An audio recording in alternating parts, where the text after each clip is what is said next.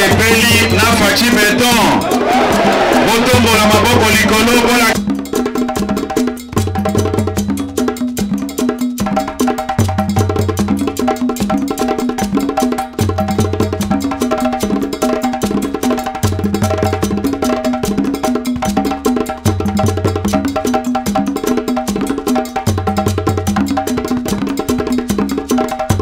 Annoncer que non, voilà, il faut négociation directe entre Bino et M23. Bon, le détail exact. Or, ce qui doit revenir la résolution, il y a Nations Unies, résolution numéro 2773. 2773, aux alaki voté dernièrement dans le Conseil de sécurité. Il va Nasuka va le négociation Kinshasa na M23. Mais avant négociation il faut la préalable. Il faut nano Bangouna Yonso va libérer le territoire occupé. Donc c'est le fait et par après va libérer le territoire occupé. Enfin maintenant négociation. Donc il y a un de cela qui na cadre il y a autre bandit pour le avant na accord. Il y a Nairobi, l'accord il y a Luanda. Donc dans l'accord il y a Nairobi, c'est là qui invité que les troupes étrangères,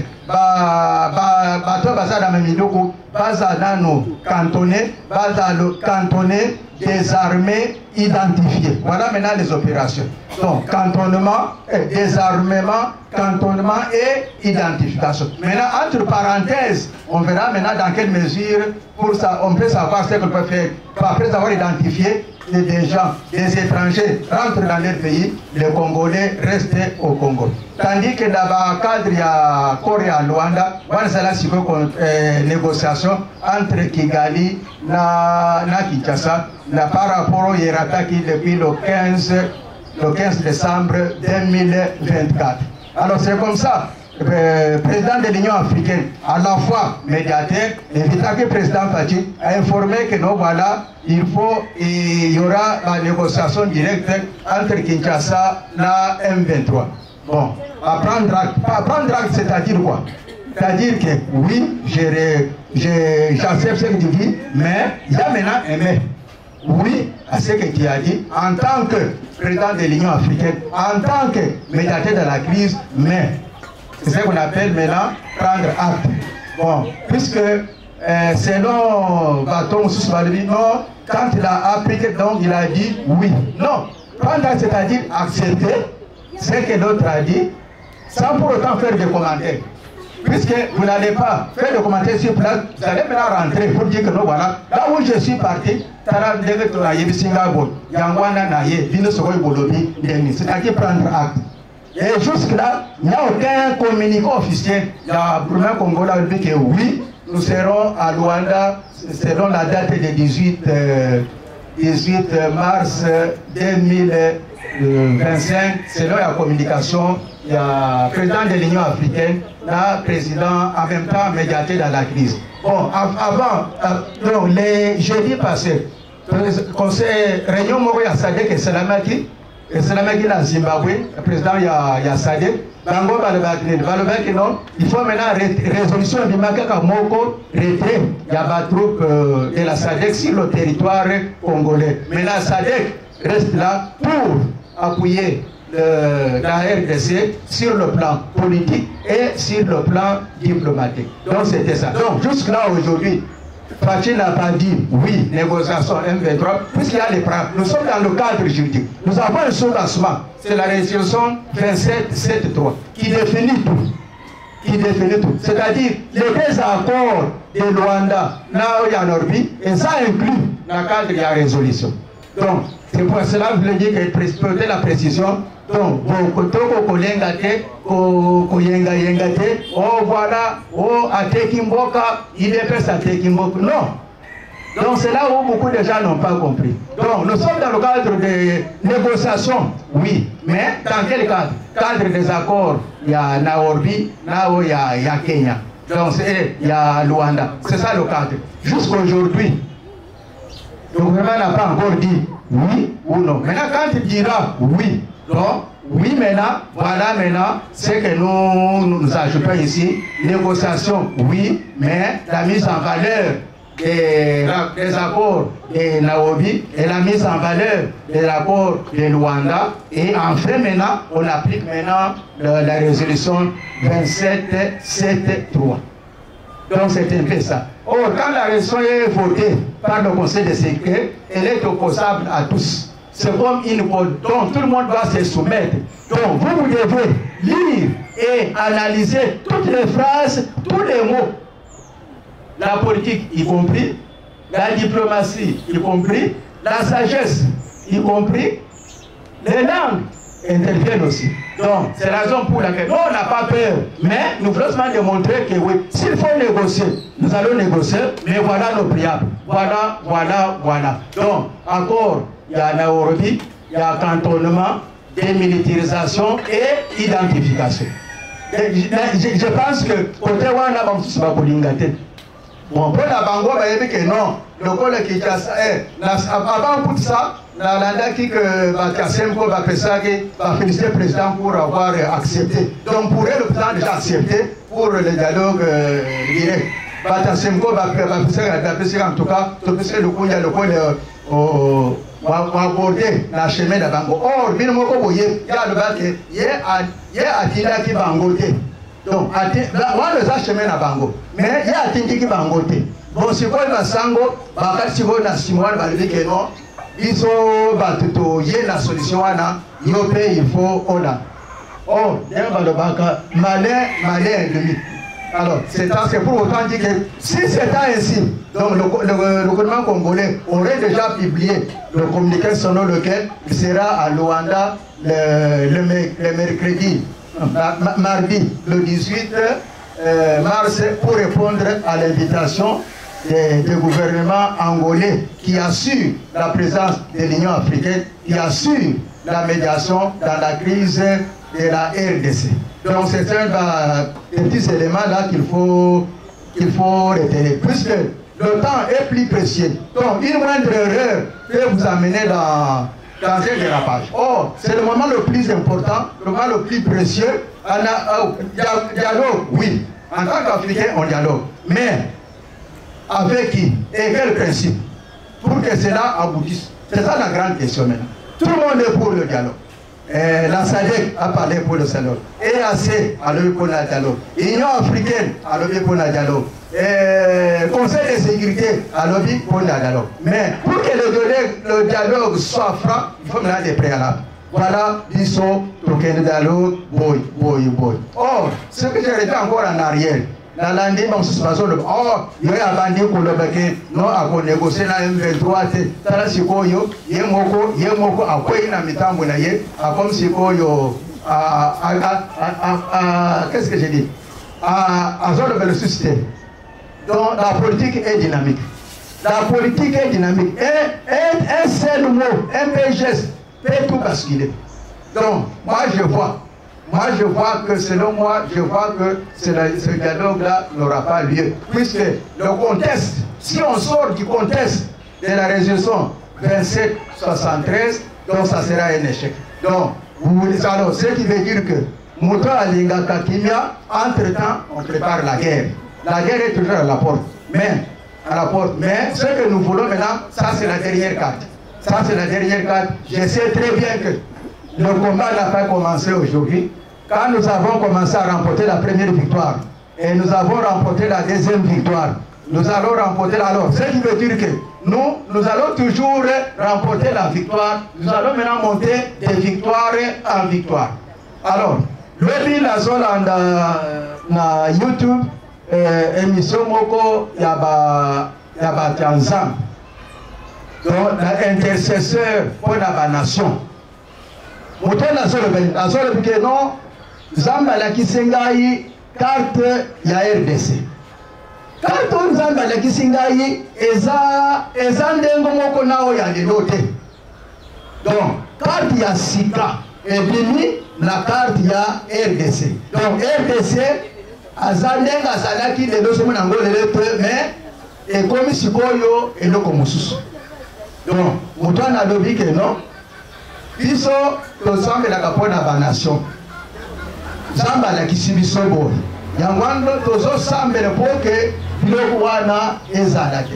Donc azosenga nini? Azosenga ke bajeunes africains, bajeunes congolais bazala distrait te, banguna bamindele bazobunda mpo barecoloniser encore Afrique, mpo barefaire encore deuxième conférence de Berlin ya sika pour que bamboka eza minene ekota mboka mosusu ndenge tomoni na baprovince tozalaki na 11 province lelo toza na bango na combien na 26. Donc bameme province wana wana eboti baprovince ya sika en se référant na badistrict oyo ezalaki district yango wana ekomi sikoyo province. Yango wana soki province azalaki na 3 districts akomi sikoyo 3 provinces.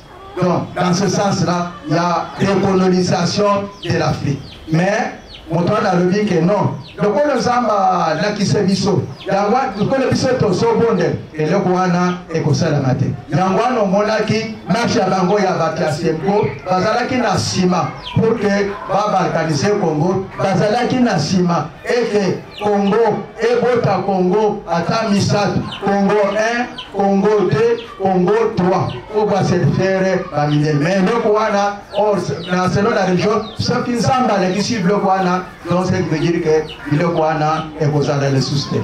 Donc Yangwana, lobby, président Ayambaki, société civile en France. Bazalaki à peu près 10. Avant ça, Ayambaki émissaire belge chargé de la région des Grands Lacs. Donc la Belgique a frappé Rwanda, a recommandé que Rwanda a libéré la Batunaye, le territoire occupé, et c'est là cesser le feu. Donc, c'est pour autant dire que non, il faut que pour que tu vas une négociation. Non, comme la mission est allée. Entre-temps, dans Nungu, il y a des choses. Il y a des choses il y a des jusque-là, communication, il y a présidence et il y a gouvernement est allé. À ta lobby, dans le conseil des ministres, donc, ce qui veut dire que, et là, comment on va la matin, puisque Bissopé, puisqu'on ne peut pas tout dire pour réveiller l'ennemi. On garde silence. Maintenant, c'est l'ennemi qui doit se battre pour savoir silence puisque avant ça, Nanga le oh non, tu sais qu'il y a le Bika na M23. Il y a le non, M23 na AFC. Ils sont très bien, non? Communication wana et outil de la présidence de l'Union africaine. Il y a déjà médiateur. Il y a un 5 pas médiateur, qui ne 5 pas président de l'Union africaine. Sauf que vous avez une invitation. Il y a une invitation, comme ça, vous avez bon, ça c'est un autre. Deux, maintenant, puis nous voulons pas que hier, en soit qu'il y ait élection. Pourquoi c'est quoi, vous voulez que vous négociez dans le mouton, vous voulez pas qu'il y ait soit qu'il y ait élection. Trois. Il nous voit que non, pendant à sortir les locaux montés. Bon, si vous prenez la liste, si vous prenez la liste, si vous sortir les locaux montés, si vous prenez la liste, vous dialoguer. Donc, c'est pour vous dire que non, le silence, ce n'est pas pour dire que c'est la faiblesse. Alors, d'un côté, côté militaire, on se prépare et côté diplomatique aussi, on se prépare. Donc, la victoire est dans notre camp. Nous avons dit que jamais, un centimètre de la RDC doit nous échapper. Sinon, ça sera une malédiction pour nous et la génération future. Donc, c'est pour autant dire que non, même si je n'ai pas le texte de la résolution dans son intégralité, mais néanmoins, c'est ça l'essentiel. Négociation, oui. Dans quel cadre? Dans le cadre, il y a Kenya, Nairobi. Alors, Bamindele Babunda, surtout France, Nairobi Babunda, qui est surtout que, et il y a Sassou. Or, nous savons Sassou, tendance naïe. Bon, même si le président angolais, c'est normal, l'être humain a toujours des failles, a des penchants, mais néanmoins, lui au moins, il est au moins juste. Vous en souvenez, tant avant Joe Biden a le pouvoir, tant que Balabaki a Zoya en Angola, bon, en élèvage en septembre, vers décembre. Oh non, on va toi dans ce que on va dire que le président africain en fait. Non, contexte, il y a 1997, les gens de mon côté, dans 24. Donc 7, les gens de mon côté, dans 4. Bon, tant d'ayaki. Est-ce que Facha Akoufaki a Akoufaki? Donc c'est pour autant dire que non, nous nous battons pour que nous ayons la victoire. La victoire diplomatique, la victoire religieuse, la victoire militaire. Voilà, on a l'ingati dans le vapeur dans ce coin. Sur ce, j'invite maman, première présidente aussi, à l'Obama, Mouké, à sur ce.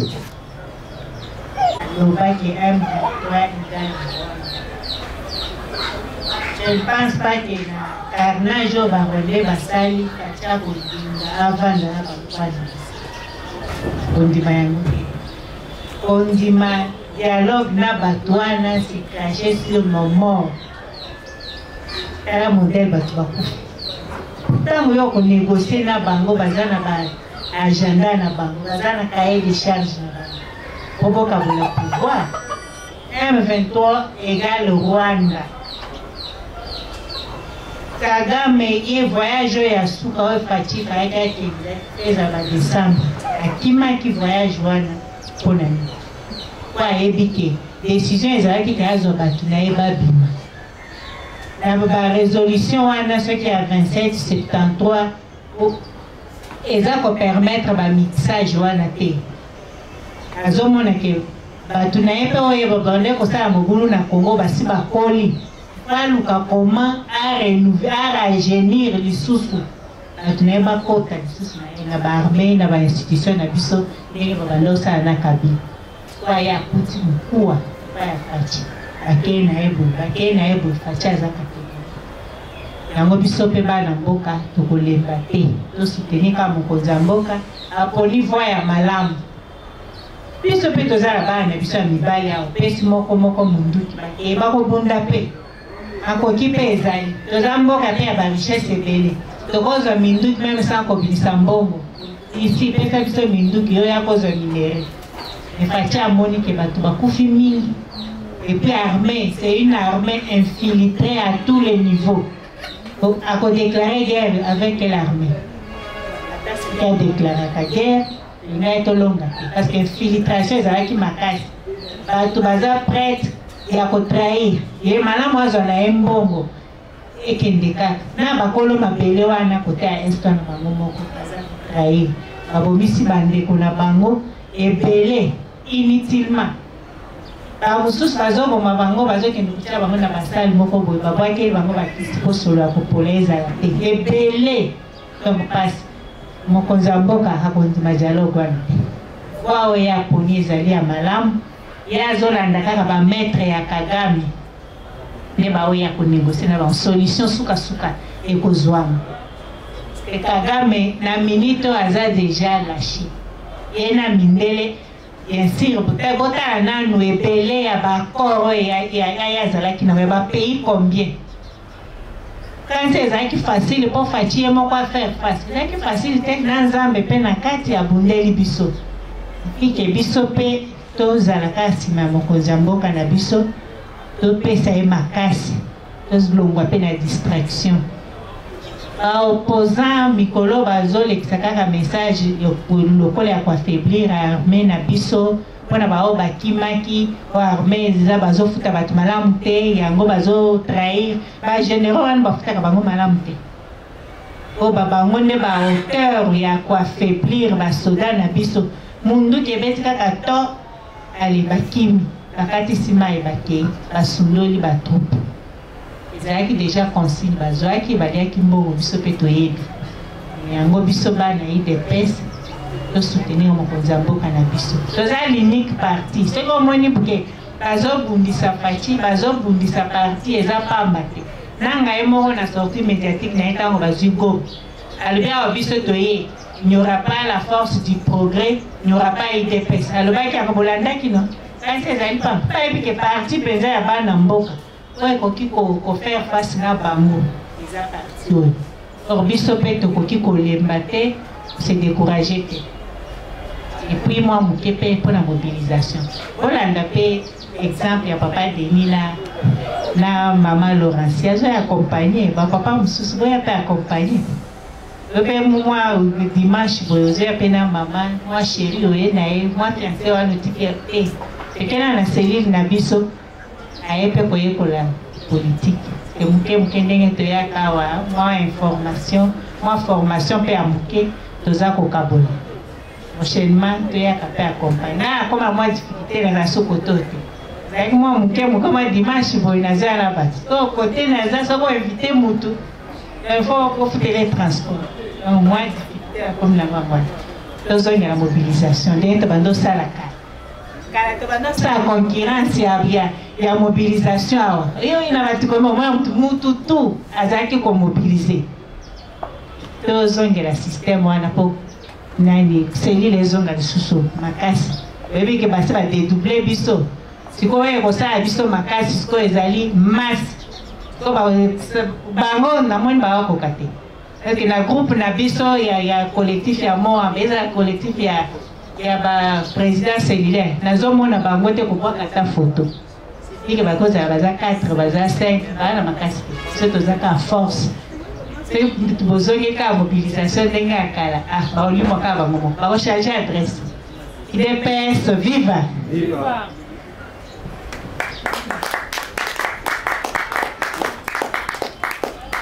Merci maman vice-présidente pour la question. Alors, nous allons revenir maintenant encore sur l'accord les le ministre Bassignaki na gouvernement américain. L'accord lobby finance taille. Accord wana Bassignaka ngona ba individualité. Donc accord c'est le maka état na état. État américain na état congolais. On va dire que non, il faut Amérique azo exploitation ya ba minéraux assurer sécurité à côté est encore wana ezokende bien maintenant siko ba Moïse ba Kei ba bimisi ba mbongo ba corrompre ba presse ba corrompre ba journaliste pour ba lebeke non ba wana Amérique abwaki ango puisque tango ba yoka ke mbunu ngune sa ya remanyema yangwana pe ba ministre wana babwaki or c'est faux dans le but encore wana sala maka entre état na état eza ya ba individualité eza ya état na état or bilo wana sala maka na Londres Pachi pe aza invité pour azala pe invité kuna yangwana moni akoro wana exactement na ngo bien d'ici la fin de mois d'ici na suka ya mois oyo okomona tiko yo fachi akukende kwa prouver ango pour mettre encore en valeur donc sans ya ba mama eza sans ya kito sans ya ba mama eza sans ya solution sans ya ba mama eza sans ya mboke na biso et de menabum je me souviens encore d'être cela qui année 2024 na suka ya oui na 30 décembre na avenue oyo avenue comment Wenge Ibuku wana tuinvitaki directeur ya paix ya fonction publique na mama ya présidente ya ba mama oya le baki biso ba mama tangu toye tokobenga na sikoyo Kagame. Je me souviens encore de cette phrase c'est ça qui na mois de mars 2024 au moins sikoyo même moi encore une année après voilà l'événement toujours avec les femmes Premier ministre, l'histoire de Premier ministre a causé la moitié, l'histoire de ministre des Affaires étrangères a causé la moitié, tant que le Premier ministre a bimi, la grande assemblée de l'Union africaine, Kagame Akimi.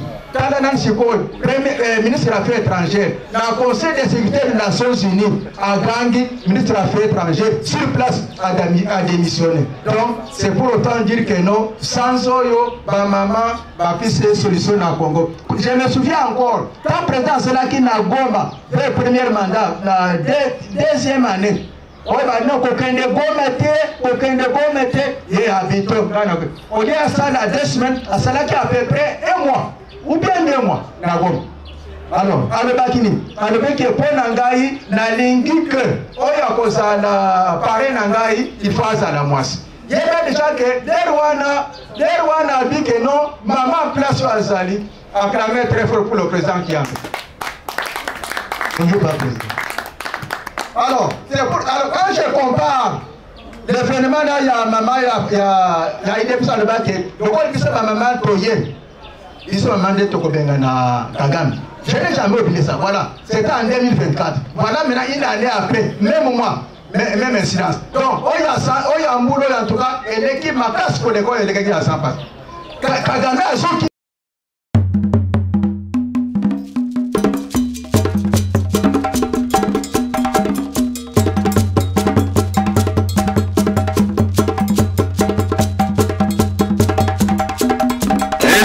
Osepeli na faci beton botombola maboko likolo bola